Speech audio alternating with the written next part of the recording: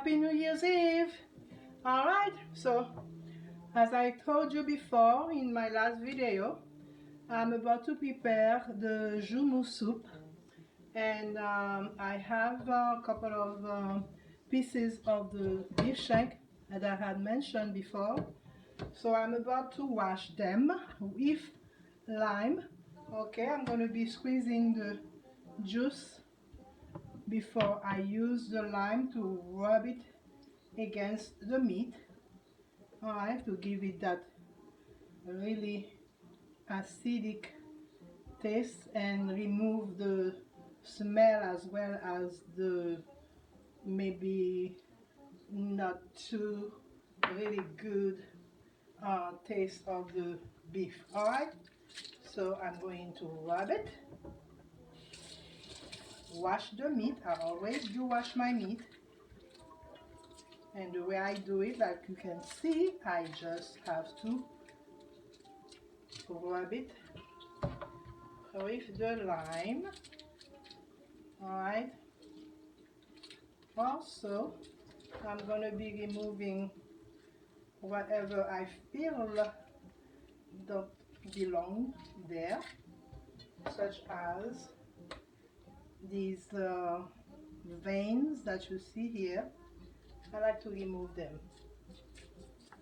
I don't think it matters if you leave them, but again, I've always removed them. I think my mother taught me how to remove these. Okay, go in the trash. And yes, there is another one here, as you can see. Okay, I'm talking about those big veins here. I think they are called veins, but these are the ones that I don't like to use when I cook the meat. Okay, so I'm almost done. Maybe one more. This look okay. This is fat, but alright, let's remove it. We don't need that fat. Okay, just remove the fat, and we are good to go. Alright, so at this point, I'm going to rinse the meat. Okay, after I finish rubbing it with the lime. Alright, rinse the pan. Okay, and put the meat back. Alright, let me just remove the lime and throw them away. Rinsing my hands now. Okay, now let's put this. I like, whenever I use a pan, depending on the size of the pan that I use, I like to cover the bottom with whatever amount of meat you're going to use. Okay, such as this. I had 2 packs of beef shank, and I use 1.5 packs. Alright, since I'm not going to have a lot of people over, it's just my husband and I, and maybe my daughter and my sister. So here is the green seasoning that I had told you about. Alright, and the green seasoning, I know some people put water in it to mix it in a blender. I use vinegar, believe it or not, white vinegar. Okay, so what I'm going to do is just pour enough to cover the meat. Okay, and then after that I'm going to put the seasoned oil that I told you about, and I'm going to season both sides of the meat. Alright, for now, and we'll adjust the seasoning as we go along. Okay, and then remember the onion that I had told you about. I use 1 whole onion, and I cut it in quarters. Okay, and I'm going to put it like that. You never had too much of onions. Okay, make sure it's all well mixed. I like to taste it. I know it's raw, but it's not going to kill me. This is the taste I want. Alright, and I know some of you may have already seasoned the meat and marinated it. That's good. Alright, but this one is gonna be put on the stove right away. I don't have time to let it marinate, but the taste will come out the same. All right, as good as if it were, you know, had been marinated for hours. Okay, so that's it, and I may need to add a couple of cloves.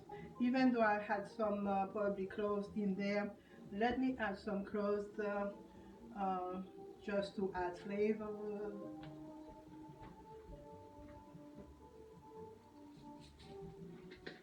And here they are, just a couple.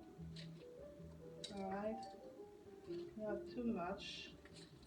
Maybe I had 7 or 8. Okay, and the juice that I had reserved from the lime, I just add it as well. Okay, I don't want to add water at this point. Okay, don't add too much water, because as it cooks, it's going to render the water, and I'm just going to be putting it on the stove on the medium heat and let it cook, not on high heat but on medium heat until the liquid has completely evaporated.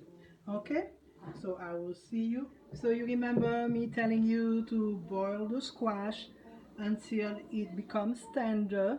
So as you can see, I boiled it, I cooked it for about half an hour, you know, or more or less, and I removed uh, the skin, and it was so easy to remove when it's cooked. Okay, you just have to peel it off, and at this point I'm going to remove the seeds like I had told you. Okay, you see, we don't want those, all those filaments and seeds, we don't want that, so we can throw this away.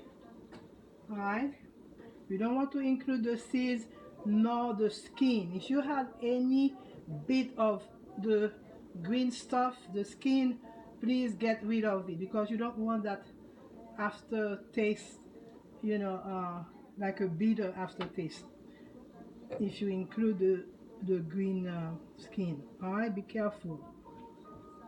Okay, so I'm just finishing removing the seeds and the big filaments like I told you, and make sure we separate them. Okay, all right, looks good. Remove those. All right, okay, and I'm going to put it in the mixer or blender or food processor so it can be completely mashed. All right,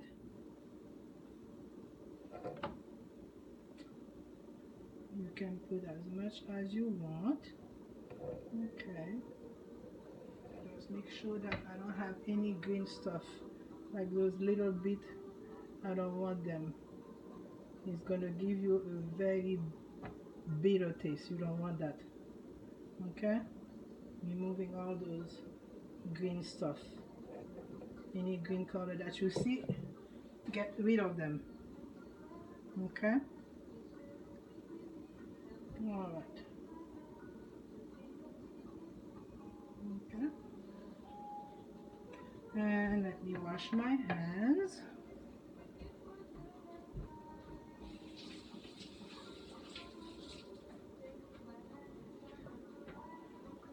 So once you put it in the food processor, you're gonna have to add some liquid, and instead of water, guess what, we're gonna use the broth. Since I have the chicken broth already open, I'm going to use my chicken broth. But as I said before, you can use vegetable broth, you can use beef broth, whatever you have on hand. Okay, I think this is full enough. Wash my hands again.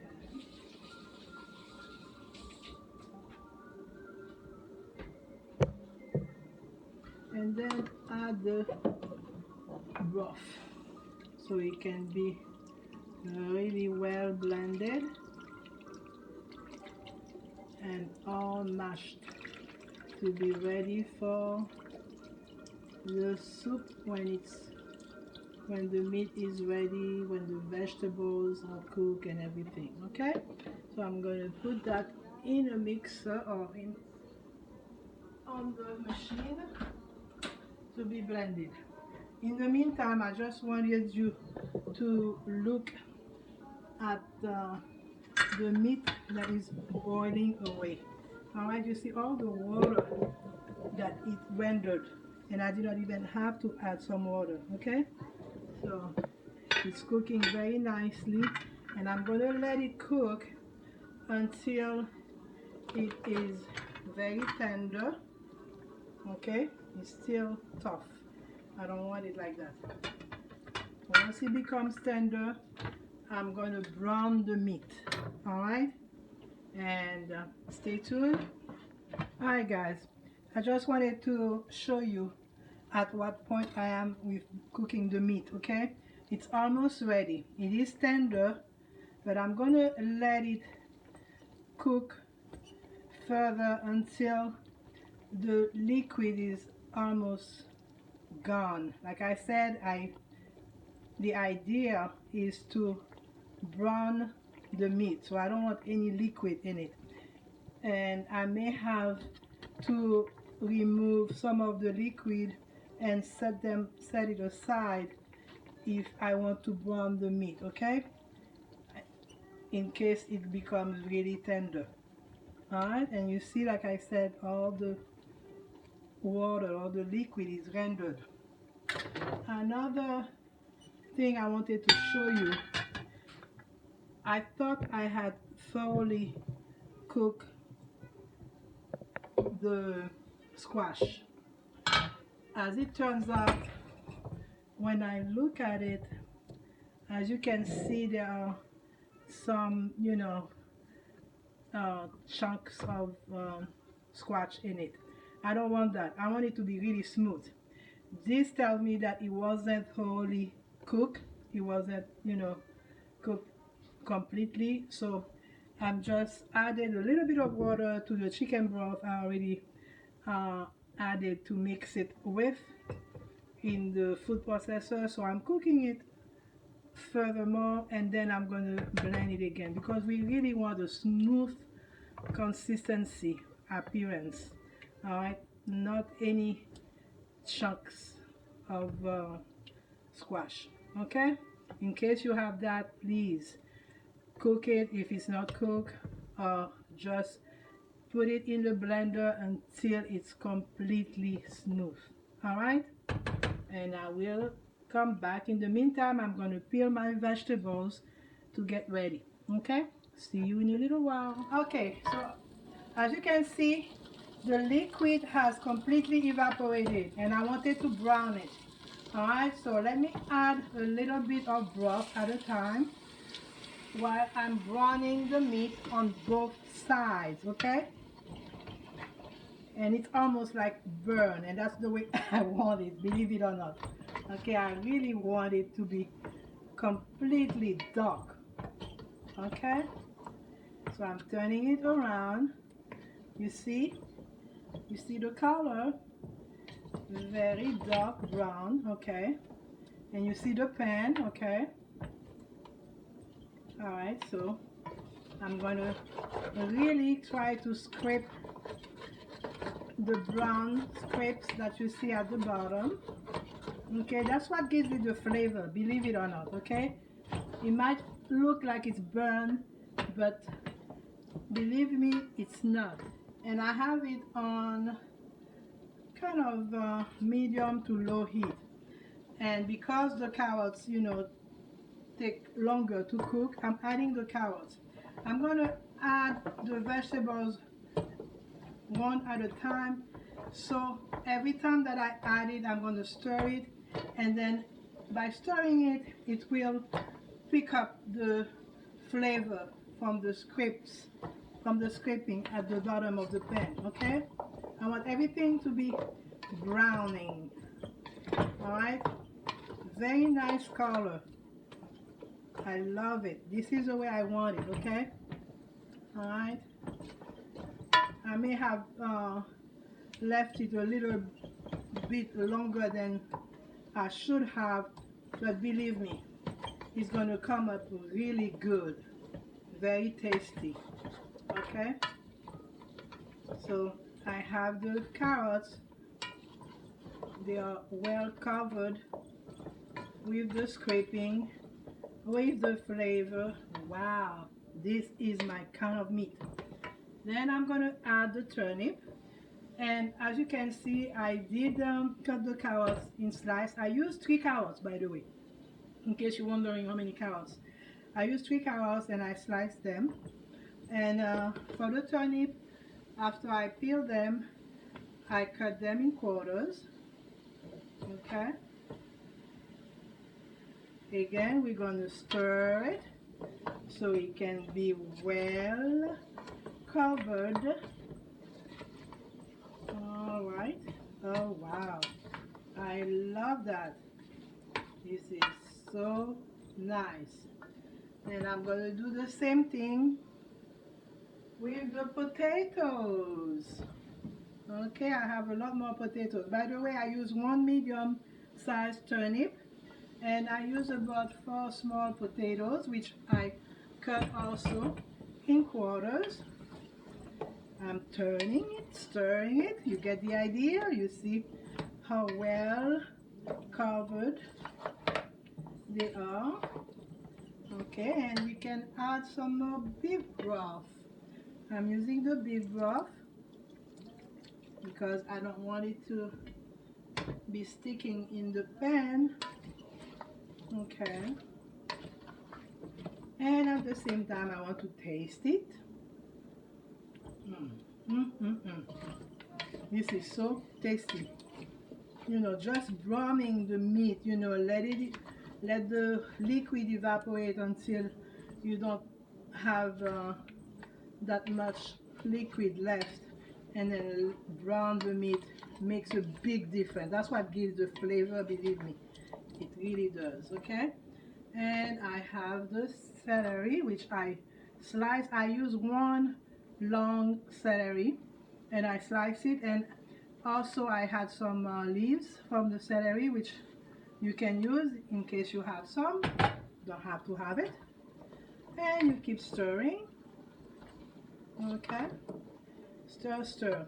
And I also wanted to show you the finished product of the squash, okay, that I had to cook further, and this is the consistency that I'm looking for. You see how smooth it looks? It doesn't have those chunks, those bits that I had earlier.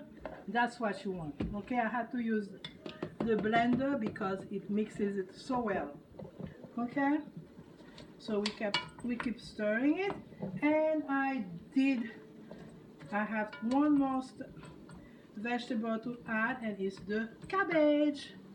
Before the cabbage, I just add a little bit of the leeks that I had. I don't have a lot of leeks. I wish I did, but I guess it will still give it that, you know, special flavor.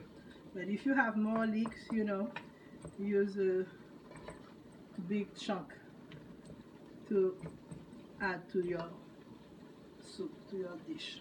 Okay, I added the cabbage, and again stirring it so we can just get all the flavors. This is so good, looks so good. Alright, so here I'm gonna add the beef broth that I have. Okay, I'm going to add the whole thing until it's covered.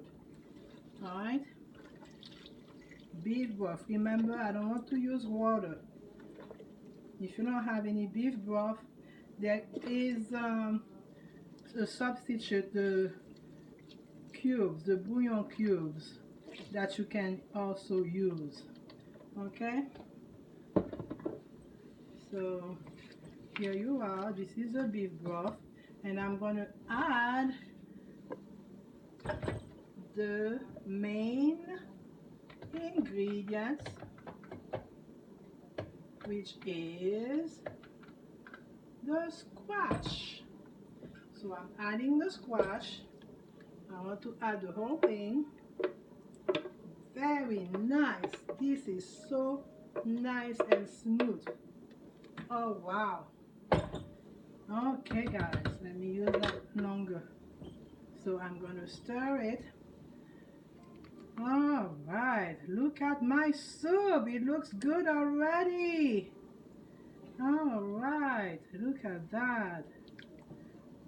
Oh wow.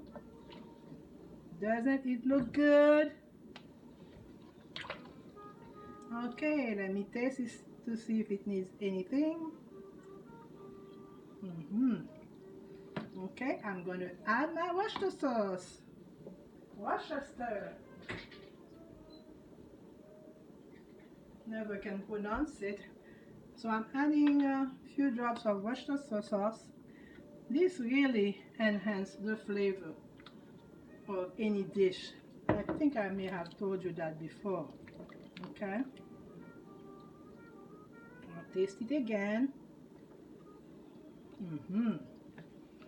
And as you taste it, you might want to add salt or vinegar. I don't think it needs salt at this point, but what I'll do, I'll add a little bit of the vinegar for my pickles. I'm going to add a little bit of vinegar for my pickles. Okay. And I'm not adding the habanero pepper yet. I will add it until the vegetables are cooked through at the last minute, okay?